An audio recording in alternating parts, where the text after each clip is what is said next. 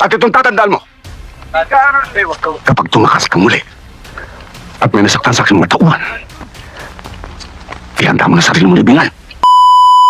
Pinatay ko yung amo ko. Masyado kasing magulang.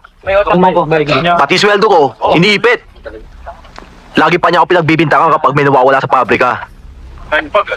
Yung nagdilimang isip ko, dinedo ko siya. Eto, magkasama tayo. Kamusta na nga pala yung mga taga-Cordoba? Wala na sumusulat sa akin ah. Si Boyong, may asawa na. Sino naman bulaga pumatol dun? Love story. Si Manang Lourdes. Tumatanggap na ng labada. Bakit?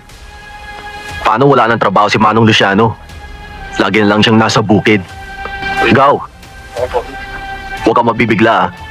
Ano yun? May sasabihin ako sa'yo. Si Luming, nag-asawa na ng iba. Ha? Oo. Si Poldo, yung gumagawa ng bubed.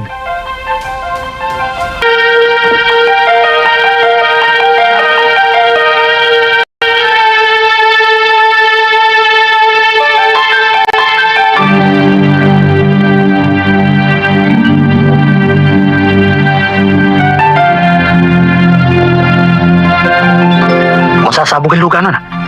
Palagay mo.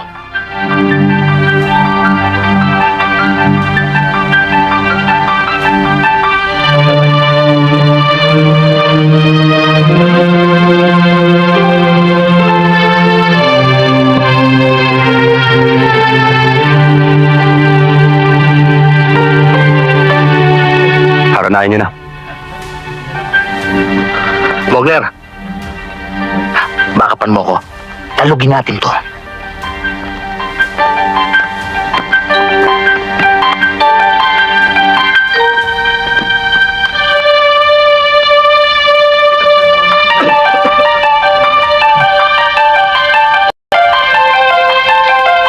Nararamdaman din namin ang nararamdaman mo. Pero, umasa ka. Ano man ang balak mo, nasa likod mo kami. Hindi ka namin pababayaan dito. Kahit anong mangyari.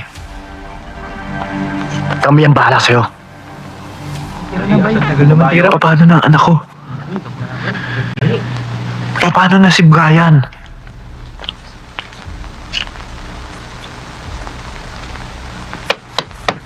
Ay, naglag ka. Pababayaan na. Punto, ito gamay. O iho, ano ito? Sir, pinabibigay po ni Mami. Ito po yung lineup ng mga kasali sa literary and musical contest sa Saturday. Ito ba iho? Apo. Okay. Sabihin mo sa mami mo, ayusin niya ang lahat ng mga requirements dito. Okay? Sige po. Sige.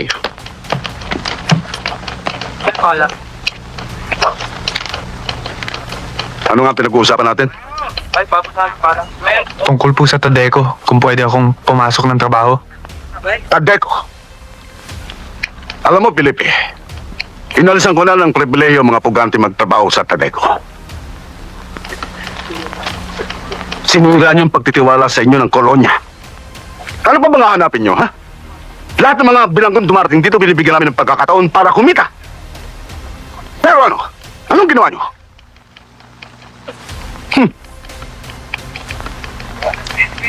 Sinira niyo. Sinira niyo ang pagtitiwala sa inyo ng kolonya.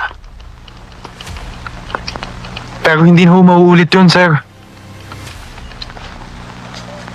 Kailangan ko lang talaga magpadala ng pera sa Cebu. Kailangan na anak ko, sir. Dinaramdam ko, Felipe.